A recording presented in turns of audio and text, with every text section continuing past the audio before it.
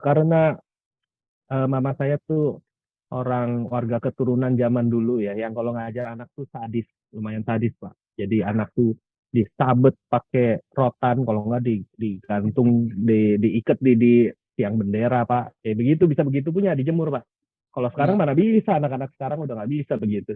Jadi zaman saya tuh masih ngalamin yang begitu Pak. Jadi dia bilang, udah kalau nggak mau kuliah, udah nggak usah ketemu mama lagi, udah keluar aja dari rumah.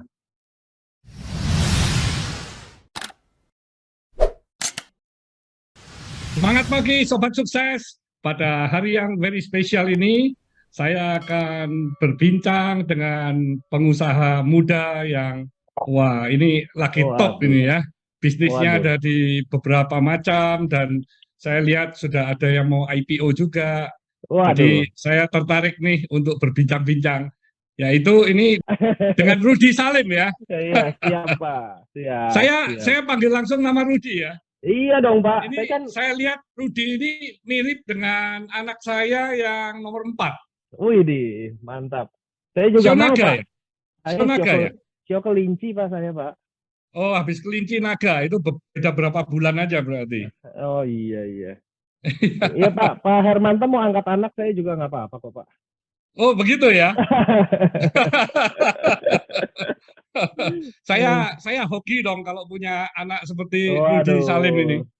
Saya kan ngefans banget sama Pak Hermanto. Saya lihat nih contoh panutan pengusaha nih harusnya begini nih gitu. Saya belajar Oh, ya banyak ya. dari Bapak. Saya juga sama ya. Saya lihat ini Rudi ini kan masih milenial ya, tapi sudah sukses di beberapa Waduh, bisnis malahan ya. Jadi siap, saya ingin berdiskusi supaya para siap, sobat sukses atau milenial, ini generasi Z, ini banyak yang bisa belajar dari Rudi gitu ya. siap Pak, siap, siap. Nah, ini saya tahu kan latar belakang dari orang tua Rudi ini berprofesi sebagai dokter ya, bahkan saudara juga dokter. Nah, ini Betul Pak. bagaimana cara mendidik Rudi sehingga punya jiwa entrepreneur di usia yang relatif muda ya? Jadi sebenarnya ya mama saya dokter, bapak dokter, koko-koko semua dokter. Jadi memang mindsetnya adalah anak tuh kalau mau sukses harus jadi dokter. Itu kan Ya, mindset orang. Mungkin kalau saya dokter, anak saya juga akan saya berpikir begitu kali ya Pak. Ada yes. juga orang yang bapak mamanya arsitek, anak harus jadi arsitek. Ada yang bapak mamanya mungkin suatu pekerjaan tertentu penyanyi, anaknya pun diajarin supaya jadi penyanyi. Jadi memang itu udah jadi mindset lah harus jadi dokter. Nah kebetulan saya dokter overdosis Pak. Jadi saya kuliah sebentar, nggak mampu lah, nggak sanggup. Akhirnya saya keluar dari dunia kedokteran. Baru akhirnya saya dijanjiin, namanya mama saya dokter kan ada lah duit. Nggak kaya banget ya, nggak, kekurangan ya nggak. Tapi saya dibeliin mobil. Dibeliin mobil, kamu kalau kuliah lagi nih, mama beliin mobil gitu kan. Oh ya udah siap, kita mah dikasih mobil disogok ya. Kuliah lagi Pak. Tapi namanya Hmm. nggak passion ya. Saya kuliah sebulan, habis itu udah saya lihat, waduh nih kayaknya nggak sanggup nih ngulang lagi dari awal. Kita punya spiritnya juga ada drop, akhirnya saya nggak melanjutkan. Wah karena mama saya tuh orang warga keturunan zaman dulu ya, yang kalau ngajar anak tuh sadis, lumayan sadis Pak. Jadi anak tuh disabet pakai rotan, kalau nggak digantung, diikat di tiang bendera Pak. Kayak begitu, bisa begitu punya dijemur Pak. Kalau sekarang Ya. mana bisa, anak-anak sekarang udah nggak bisa begitu. Jadi zaman saya tuh masih ngalamin yang begitu Pak. Jadi dia bilang, udah kalau nggak mau kuliah, udah nggak usah ketemu mama lagi, udah keluar aja dari rumah. Nah, saya cuma punya mobil pada saat itu, mobilnya saya jual. Untuk Ya. modal usaha saya pertama adalah microfinance yang road to marketnya itu adalah online. Itu di tahun 2006, Pak, pada saat Ya. itu. Ya. Jadi asal muasalnya dari situlah kenapa saya berkecimpung di dunia bisnis, di dunia usaha, karena kepepet juga, karena Ya. udah nggak ada Nah, safety net, begitu. ya, Rudi, biasanya memang anak-anak ya itu akan memfigurkan atau meniru orang tuanya. Jadi kalau memang orang tuanya dokter, ya kebanyakan orang anak-anaknya jadi dokter. Orang tua pengusaha juga jadi pengusaha. Tapi Rudi ini kan agak nyeleneh gitu ya. Orang tuanya dokter, saudara dokter, tapi Rudi sendiri kan akhirnya memilih untuk berbisnis. Nah, itu belajarnya dari mana? Kalau bukan dari orang tua atau dari paman atau dari siapa gitu yang akhirnya mendorong Rudi itu lebih memilih untuk berbisnis. Itu kan pasti Iya, ada sosok figur ya. iya. Sebenarnya saya belajar, saya kenalan pasien mama saya kan kenal banyak. Saya ajak ketemu, saya Oh, ajak ngobrol. oke. Tante, kan pasien mama saya pak, pasiennya cewek-cewek. Kalau usaha ini gimana, usaha itu gimana? Saya ada uang segitu-segitunya aja, hasil jual mobil, saya harus menginvestasikan uang itu supaya tepat sasaran dan tepat guna. Jangan sampai investasinya zong, balik ke nol, udah saya benar-benar nggak ada apa-apa pada saat itu. Nah, akhirnya Oke. saya mulailah di microfinance, Pak. Kalau sekarang Ya. mungkin terkenal dengan sebutan fintech. Kalau pada saat Ya, itu belum ada, Pak, fintech. yes. Microfinance itu Tahun berapa ya itu, itu Rudi? 2006, Pak. Itu 2006. betul, Pak, 2006. Jadi Berarti Rudi waktu usia 23 itu ya. kurang lebih, Pak. Mulai Ya, 21, 22 juga udah mulai kerja. Itu oke. pada saat itu saya mulai microfinance dengan road to market online, Pak. 2006 itu belum Oke. seperti sekarang, era fintech 3.5 yang mana orang udah menggunakan smartphone, udah menggunakan laptop dan lain-lain. Pada saat itu masih murni pakai komputer, masih pakai dial up, ada beberapa kabel modem. Jadi kalau kita connect ke internet masih ada suara-suara aneh. Nah, itu road to marketnya online dengan forum kasus pada saat itu. Nah, di situ karena usaha pertama saya adalah finance, saya mempelajari bahwa root atau akar secara fundamental dari suatu bisnis itu udah pasti finance, Pak. Pasti finansial. Dan yang kedua, menurut saya adalah marketing. Ujung tombak Ya, dari bisnis atau jasa apapun adalah marketing dan finansial. Dari usaha pertama saya adalah microfinance, saya bisa mempelajari yang disebut mungkin financial behavior atau mempelajari bagaimana manusia secara aktual berperilaku dalam sebuah penentuan keuangan. Khususnya bagaimana bisa mempelajari psikologi mempengaruhi keputusan keuangan, perusahaan, dan oke. pasar keuangan. Dari situ saya belajar banyak. Jadi itu adalah fundamental yang paling penting. Dari situ mau dikembangkan, diversifikasi ke bisnis manapun, selama kita bisa baca neraca keuangan, arus cash flow, habis itu rugi labanya bagaimana, saya rasa semua bisnis asalkan dengan akal sehat kita bisa jalanin. Jadi asal muasalnya sih dari situ sih, Pak. Setuju Rudi. Jadi memang Ya, Rudi ini punya jiwa entrepreneur atau ingin berbisnis ini berarti sejak kuliah ya. Jadi kuliah kedokteran tapi inginnya itu sudah passionnya ada di bisnis ya. betul, Sehingga dengan Pak. pasien-pasien pun tidak ditanya soal penyakitnya apa, tapi ditanyai mengenai keuangan. Padahal Iya, Pak. pasiennya menemui mama kan pasti menderita penyakit tertentu ya. Tapi yang Betul, Pak. dibahas tentang keuangan. Nah, ini yang menarik. Dan saya Iya, saya sendiri memang melihat ya cara mendidik orang di era Rudi tahun 2000-an itu ya, milenial ini memang lebih keras dibandingkan iya, dengan saat ini ya. Tapi justru saya melihat itu adalah tempaan ya, tempaan yang membuat Rudi pasti lebih disiplin, lebih hardworking, lebih apa ya, apa mungkin mindset lebih tough, lebih tertantang. Jadi itu semua adalah hasil tempaan dari didikan orang tua yang sangat keras ya, iya, Pak. sehingga bisa menjadi Rudi seperti sekarang gitu ya. Betul, Pak. Kurang lebih seperti itulah. Jadi memang orang tua itu pasti ingin anak-anaknya itu sukses secara luar biasa. Nah, Betul. yang menarik bagi saya, waktu Rudi akhirnya memutuskan untuk drop out dan akhirnya fokus di bisnis multi finance tadi, nah Ya, itu dengan orang tua masih ada hubungan atau memang sementara waktu agak marah sehingga Rudi benar-benar fokus untuk membuktikan bahwa bisnis Rudi bisa bertumbuh. iya, itu 6 bulan, Pak. Jadi pada saat itu, Wah, itu 6 iya, bulan 6 bulanan. lama itu. Iya. Jadi saya kirim barang sendiri, survei ke rumah customer sendiri. Saya masih ada Wow, foto-fotonya zaman dulu. Yang beli ya, kan zaman dulu masih ada BlackBerry, Pak. Yang beli BlackBerry ya ya, mungkin ya, yang beli office boy, supir, tukang parkir, kayak begitu, Pak. Zaman dulu, Pak. Karena harganya 1,8 juta, 2 juta. Itu kalau ya, cicil di saya dengan harga 300 atau 250 ribu, office boy itu masih pada bisa beli sebulannya ya. seperti itu. Jadi tanda tangan kontrak saya sendiri yang kirim. Akhirnya ketika duit itu habis, duit mobil habis, karena kan mobil barangnya harus kita bayar secara lunas, baru kita mendapatkan term of payment dari customer. Itu Ya, akhirnya saya kasih lihat ke mama saya. Nih, saya udah jual mobil dan habis. Inilah hasilnya. Saya ada 50 customer, sekian puluh customer. Saya kasih lihat nih foto-fotonya, saya kirim ke customer. Uang yang jual mobil tadinya habis, akan ada yang disebut future value daripada present value yang harganya sekian ratus juta. Ketika customer ini pada bayar, future value-nya uangnya akan menjadi sekian. Tapi saya perlu investment lagi karena uangnya habis, uang mobil habis. Tapi ini prospeknya, saya kasih lihat begitu.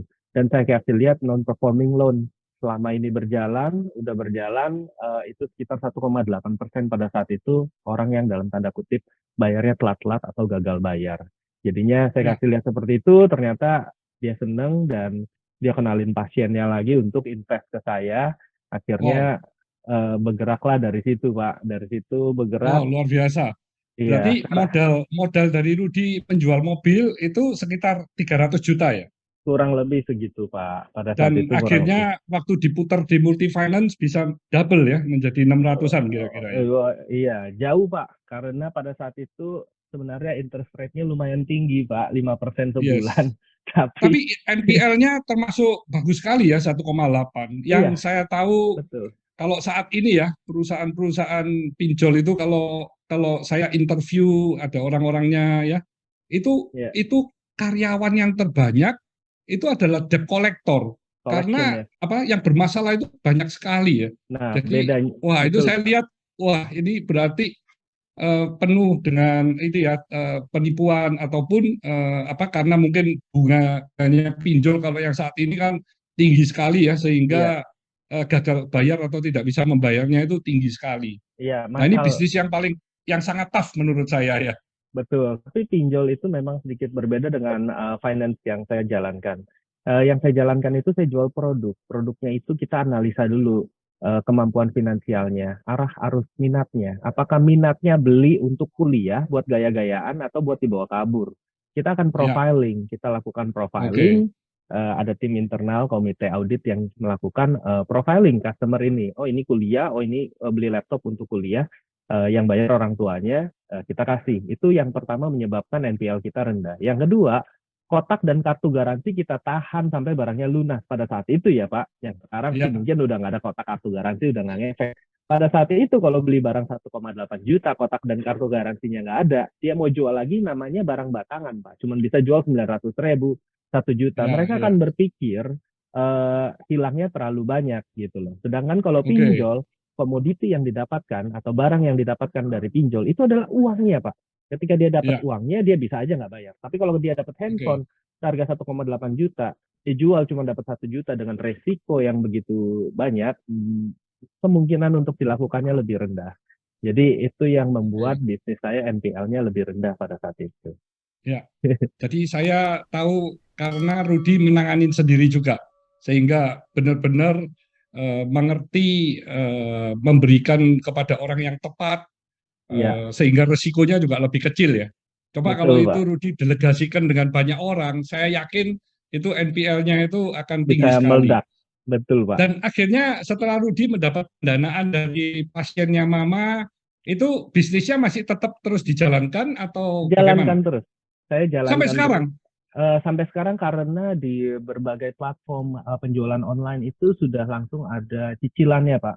Jadi beli Oh, di jadi company itu masih tetap eksis sampai saat ini, multi eksis, finance itu. tapi nggak saya kembangkan karena sudah begitu banyak saingan di. Jadi gini, ketika kita beli satu barang di salah satu online platform, udah ada cicilannya. Mereka bisa beli dan nyicil langsung di platform tersebut. Oke, Jadinya udah tidak mungkin saya bisa bersaing dengan konglomerat-konglomerat, perusahaan konglomerasi atau perusahaan-perusahaan yang luar biasa besar. Saya bisa strike ya, dan market karena pada saat itu ada opportunity dan ada timing yang tepat.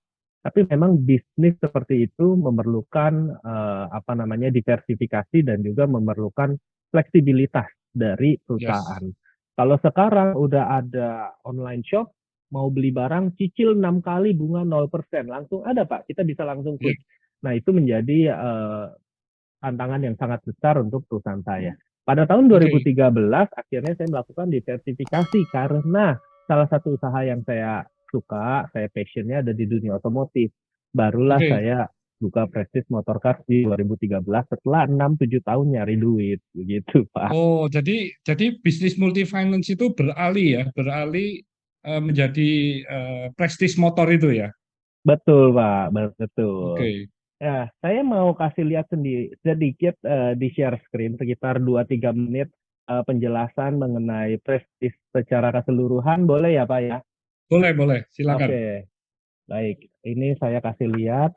eh, oke, Ini ini seorang jago marketing ini ya. oh, enggak Pak. Jadi podcast pun you akhirnya ini memarketingkan ini prestis Enggak. corpsnya ini. Sebenarnya saya mau biar ada pandangan yang jelas bahwa Prestige secara keseluruhan sekarang sudah berubah menjadi suatu holding company yang melakukan investasi di berbagai jenis usaha.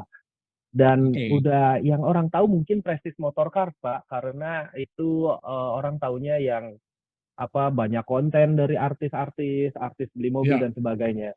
Padahal sebenarnya Prestige Corporation adalah perusahaan holding yang sudah melakukan investasi di multi industri, baik ada oke, real estate, food industry, lifestyle dan sebagainya.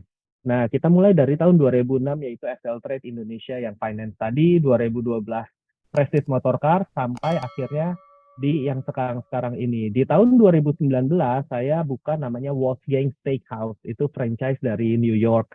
Sampai oke, sekarang masih ada. Kalau Pak Hermanto datang itu akan saya traktir satu keluarga karena saya fans berat Pak Hermanto nih di Wolfgang. thank you, Rudy. Tahun 2020 saya mengakuisisi saham Maxindo Renault Indonesia. Renault itu mobil Wow, Prancis. Iya, tahun ya, 2021 saya banyak ekspansi di dunia lifestyle dan entertainment. Saya ada klub bola, klub basket, dan sebagainya. Nah, yang orang oke, tahu itu hanya Prestige Motorcar. Jadi ya, kita memang ada corporate value yang kita sebut dengan Kaizen. Itu adalah corporate oke, value kita. Nah, ini adalah perusahaan-perusahaan kita. Yang orang tahu adalah Prestige Motorcar karena kita masukin Bugatti dan sebagainya. Inilah Prestige Motorcard. Kita sering bikin event, waktu itu ini launching, lalu kita bikin event di Bali, dan sering banget event lain-lain. Tahun 2020 ini saya membeli Maxindo Renault Indonesia di bawah Prestige Corporation juga. Ini yang semoga kalau nggak ada halangan kita mau listed supaya perusahaannya itu bisa transparan, akuntabel, dan bisa dimiliki untuk publik. Nah, kita ada 22 outlet selama 2 tahun buka di Indonesia, ini cabang-cabang kita.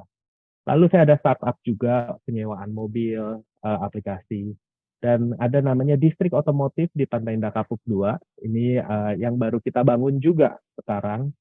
Lalu di transportation industry kita ada Prestige Aviation, Pak. Ini sewa menyewa private jet, ada jual beli private jet, dan juga kita ada namanya IHENG 216, Pak. Ini adalah Autonomous Aerial Vehicle atau kendaraan udara tanpa awak, tanpa pilot, Pak. Ini Pak Erick Thohir, Pak oke. Bambang Susatyo udah lihat. Pakai listrik, Pak. Kalau kita terbang pakai helikopter 30 menit mungkin puluhan juta. Ini terbang pakai IHENG 30 menit itu cuman 200.000 lah Pak biayanya Pak. Jadi sangat Ini murah Pak. sejenis drone ya. Iya Pak, sejenis drone Pak. Kalau Pak Hermanto Oke, datang ke Jakarta juga boleh cobain Pak. Penting banyak-banyak oke. doa dulu Pak. Serem gitu.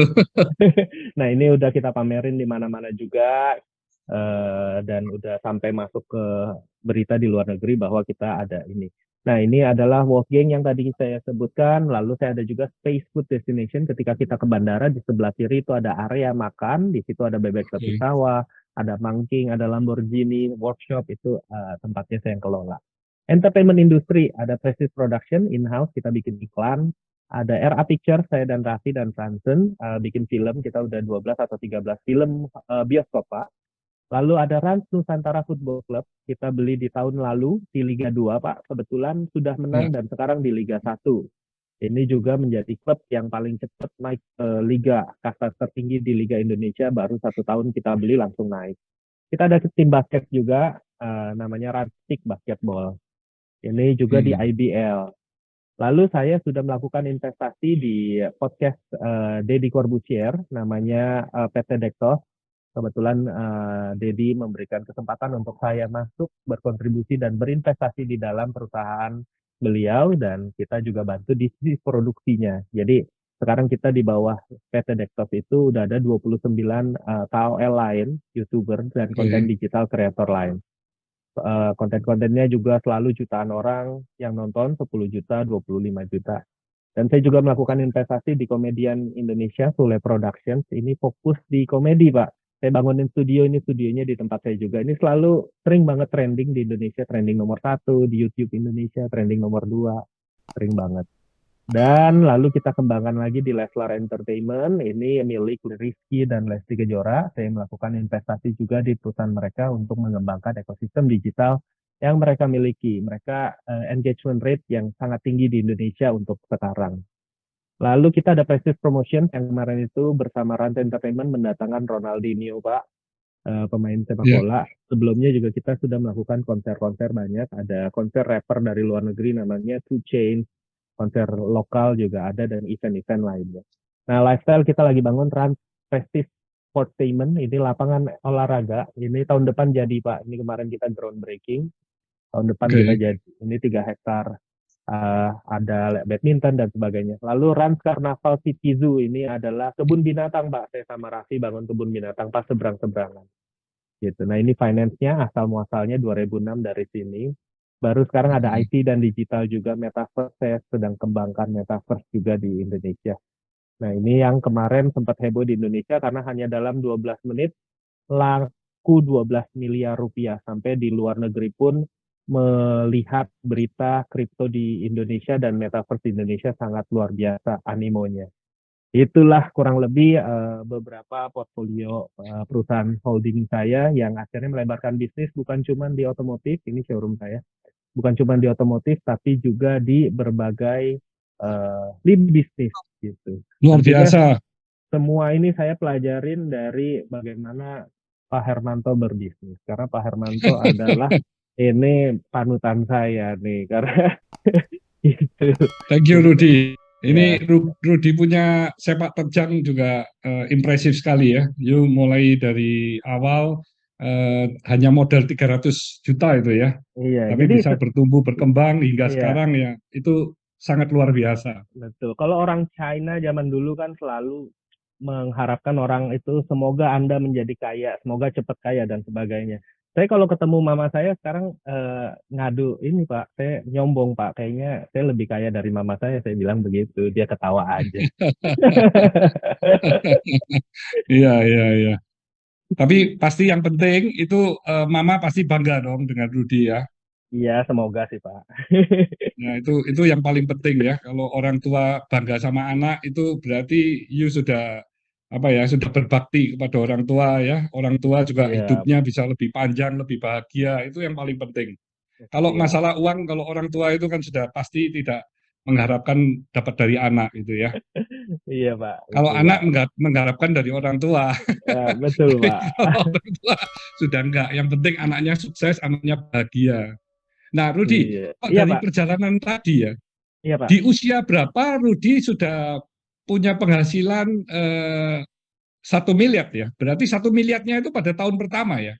Itu pada iya, per 1 bulan, Pak. Omset saya pada Wow, saat itu sebulan 1,3 M di tahun 2006, Pak. 2006-an. 2006. wow, Pada cepat saat itu. sekali ya. Iya, Nah, pada saat terus itu. Rudi punya bisnis itu kalau saya lihat ada yang ada benang merahnya, ada juga yang tidak ya.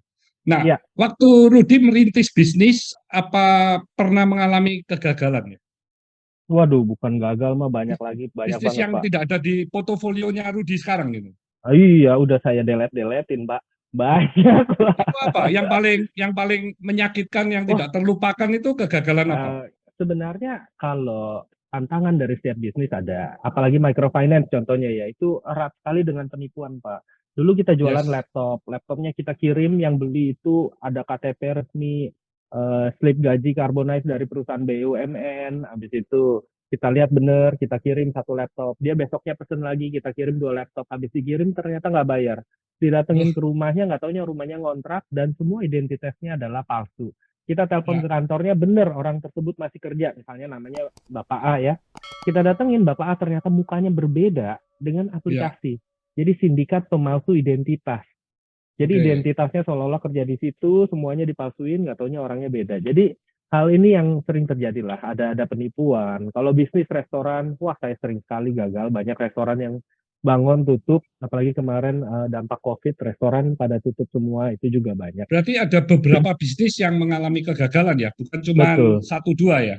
banyak Pak, banyak. Cuman kan kita, Itulah sekolah yang sesungguhnya dari Rudi Salim. iya Pak, sekolahnya sekolahnya mahal Pak. Loh, kegagalan itu adalah sekolah yang mahal. Makanya itu apa ya, yang membuat you semakin lama semakin berpengalaman dan tapi tidak putus asa ya, selalu tertantang dan ingin ingin terus maju ya. Iya Selain Pak. bisnis restoran sama multi finance apa yang ngalami kegagalan yang menyakitkan ya? Eh, Perusahaan IT saya suka bikin startup banyak, ada jualan Software. software, ada jualan gas, ada jualan kita coba bikin ya penjualan gas, distribusi gas, distribusi BBM, bahan bakar minyak dan sebagainya. Banyak Pak startup yang Hmm, saya coba bikin dan gagal itu banyak sekali. Jadinya Oke. kalau dilihat yang jalan sama yang gagal mah banyakkan yang gagal sebenarnya. Ya, itu pelajaran dari apa ya, kehidupan yang sebenarnya ya. Karena Betul kalau Pak. you sekolah pun mau S2, S3 sampai sampai profesor pun begitu masuk ke dunia bisnis, itu you akan kembali mulai nol lagi, you akan belajar. Betul Pak. Karena nggak ada orang yang lulus doktor terus habis itu bisa sukses di dalam berbisnis ya, kalau Iya, dia nggak belajar ya. Jadi memang pembelajaran yang utama itu ya waktu Rudi memulai usaha di usia yang relatif sangat muda ya, iya Pak. dan berani dan tidak putus asa. Kalau kegagalan itu berarti disempurnakan, disempurnakan dan terus akhirnya Rudi pada tahun berapa tadi? 2012-13 Buka membentuk praktis. cikal bakal dari usaha yang Rudi sudah impikan ya, yaitu di bisnis otomotif dan terutama eh, bidangnya itu luxury ya, showroom mobil mewah, super mewah ya. Ini kan Betul Pak. apa ya, sesuatu yang tidak mudah ya, karena pembelinya kan juga sangat terbatas. Tapi Iya Pak. justru saya lihat prestige image motor cars ini yang disambut baik di pasaran sehingga akhirnya itu pun bisa menjadi network bagi Rudi yang di kemudian hari bisa mempunyai bisnis-bisnis yang lain gitu ya. Betul Pak. Betul Pak. Jadi memang saya juga selalu bilang bahwa eh, net worth kita, nilai kita itu bukan seberapa banyak uang yang kita miliki, tapi net worth kita. Jadi net worth kita adalah net worth kita. Kalau kita punya banyak net worth, itu adalah baru kita punya net worth yang tinggi. Karena networking itu penting sekali Pak menurut saya. Dari situ kita bisa Ya, membuat suatu bisnis, istilahnya kita punya ide, kita punya know-how, kita bisa jalankan, kita bisa cari investornya dari network kita, dan kita bisa cari orang-orang yang tepat untuk menjalankan bisnis itu juga dari network kita. Jadi yes. benar-benar menurut saya networking itu penting dan memang itu yang saya dapatkan dari luxury bisnis dan Dan itu awal awal Rudi ya, waktu memulai prestis motor itu persaingan sudah banyak atau memang masih tidak banyak? tidak terlalu banyak, nggak seperti sekarang Pak. Hmm. Sekarang mungkin nggak tahu ya, orang tuh kadang ngelihat saya kayaknya gampang atau apa. Semua orang buka showroom Pak. Orang ada Instagram dikit, udah jualan mobil Pak langsung Pak. Jadi modalnya cuma punya Instagram, punya gambar-gambar mobil dia jualan. Waduh, pada saat dulu kan saya harusnya stok import pelajarin PIB itu bayarnya gimana, PPN, PPH, PPNBM bayarnya gimana. Setelah bayar lalu uji tipe, TPT, lalu bikin mobilnya jadi BBNKB bagaimana. Kita pelajarin itu semua. Tapi kalau orang zaman sekarang, udah saya punya Instagram, saya jualan mobil. Semudah itu. Gitu, kita sewa tempat, kita beli tempat, kita atur renov, kita bikin corporate identity, kita bikin campaign marketing yang menarik pembeli, kita lakukan pameran-pameran offline di mall. Itu semua tiba-tiba sekarang banyak sekali orang buka showroom karena Ya, mau jualan mobil mewah, punya Instagram jualan, punya Instagram jualan. Jadi ya sekarang ya. persaingannya sangat banyak. Oke. Nah, pada saat itu apa ya strategi khusus dari Rudi diterapkan pada saat Rudi juga masih kecil ya, masih Iya, pemula. Value-value apa yang diberikan kepada para pelanggan Rudi ya? oke. Jadi gini, saya selalu bilang ke staff saya juga bahwa kita tuh nggak pernah boleh bilang keunggulan kita adalah quality and service. Kualitas dan service. Kalau kita cuma bilang kualitas kita lebih baik dari showroom lain atau service kita lebih baik dari showroom lain, artinya kita nggak punya apa-apa, Pak. Karena kalau kita cuma punya kualitas dan service, semua showroom juga akan bilang, saya juga punya kualitas lebih baik dari dia, service saya lebih baik dari dia. Ketika perusahaan saya cuma bilang kualitas dan service lebih baik, artinya saya sebenarnya tidak punya apa-apa. Yang saya selalu bilang ke staff saya, kita harus punya unique selling point. Kita harus punya keunikan tersendiri. Apa itu? Nah, saya bikin klub mobil, Pak. Saya bikin komunitas, Pak. Kalau beli mobil di saya, sebulan sekali, sebulan 2 kali, ada kumpul-kumpul. Ada komunitas. Komunitasnya bisa kenal sama artis-artis, bisa kenal pejabat, bisa kenal teman-teman yang mempunyai net value tinggi dan sebagainya, dan itu bisa menjadi suatu jaringan dan menjadi pertemanan yang luar biasa. Lalu mungkin setiap setengah tahun atau setahun sekali kita adain acara jalan-jalan touring ke Bali, touring ke luar negeri. Oh, Itu adalah unique selling point yang kami miliki. Bukan cuma jualan mobil, tapi bergabung dalam suatu keluarga pecinta otomotif yang orang-orangnya sepemikiran, sepemahaman, dan sama-sama mencintai hobi yang sama. Itu salah satu unique selling point. luar Makanya kadang biasa mau iya, itu kadang mobil smart bisa smart jual lebih. sekali itu. Iya, Pak. Dan Begitu. dan Rudi apa juga ada jual beli mobil second ya? Second ada juga, tapi kebanyakan Oh, ada memang juga. kita kita baru kebanyakan, Pak. Jadi kalau second Oke. itu hanya untuk customer yang lagi jual mobilnya, lalu mau beli mobil baru, ya mobil secondnya Mau trade kita. ya. Betul, Pak. Mau trade Hmm. gitu. Oke. Luar biasa itu idenya. Makanya apa nggak heran ya akhirnya Prestige bisa terus bertumbuh berkembang menjadi seperti saat ini gitu ya. Waduh, siapa? Nah, Rudi, anak Iya, muda Pak. ini saat ini ya kan banyak sekali yang menjadi wirausaha ya, terus berinvestasi. Tapi yang saya lihat ya, banyak sekali anak muda itu yang berinvestasi itu dengan mindset yang tidak benar ya, ingin instan ya, Oke, ingin Pak. bagaimana investasinya itu bisa bertumbuh pesat dalam waktu hanya beberapa minggu atau beberapa bulan aja. Nah, Iya, ini Pak. menurut Rudi, mindset seperti ini gimana ini?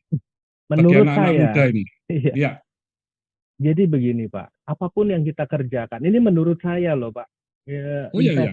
investasi atau pekerjaan, apapun yang kita kerjakan, itu bukan cara cepat menjadi kaya, Pak. Keinginan untuk cepat kaya justru akan menjauhkan kekayaan dari kita. Itu menurut saya. Hmm. Hal ini Benar. dikarenakan semakin kuat keinginan kita untuk kaya secara instan, semakin dekat pula kita dengan keserakahan. Ketika mata Setuju. sudah dibutahkan dengan keserakahan, maka kita akan menjadi gelap mata dan akan menuntun kita pada kejatuhan. Warren Ya, Buffett atau seperti Pak Lo Keng Hong, Pak Hermanto juga pernah itu ya interview menunjukkan bahwa investasi itu membutuhkan waktu, proses ya. dan konsistensi untuk mendapatkan hasil yang diinginkan. Jadi kalau mau cepat kaya itu nggak ada jurusnya tuh nggak ada. Kalau mau ke dukun aja yang ada dibohong gitu. Gitu. Jadi menurut saya kita harus bertanggung jawab atas Ya, pekerjaan dan investasi kita sendiri. Sebagai ya, investor, kita adalah tuan rumah terhadap uang yang kita miliki. Oleh karena ya. itu, selayaknya kita juga bertanggung jawab terhadap investasi kita.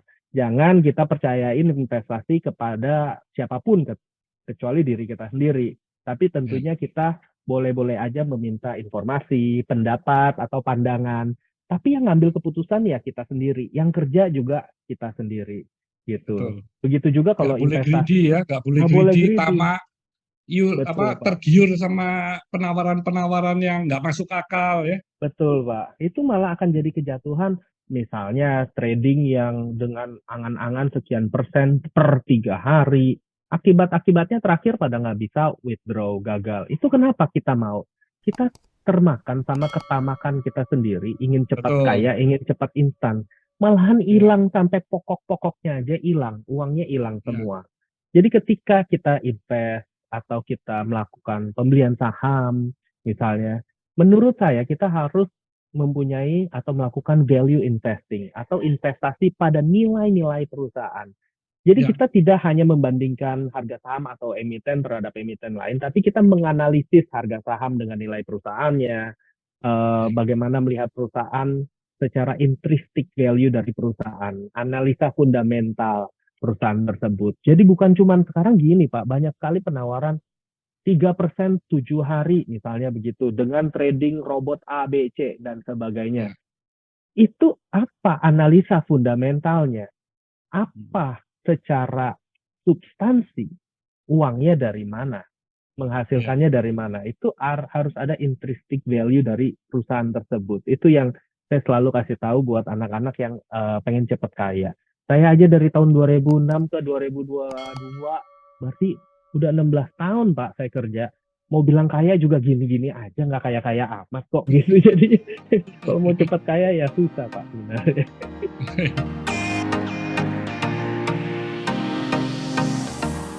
Kalau saya lihat sih yang paling penting sebenarnya ya Pak, setelah saya pelajarin selama berbisnis nih Pak, ini menurut pengalaman saya ya Pak ya, bisnis itu kita tuh kalau cuman hitam di atas putih bisa dilanggar Pak. Kalau kita Betul, bikin suatu perjanjian bisa dilanggar Pak. Balik betul. lagi ke karakter Pak, ke karakter dari Yes, partner bisnis kita. Orangnya emang cocok. kalau kalau nggak mau nipu, kita nggak usah pakai tulis hitam di atas putih, nggak usah bikin Ya, agreement panjang lebar satu buku. Emang dia nggak bakalan nipu, emang sifatnya baik.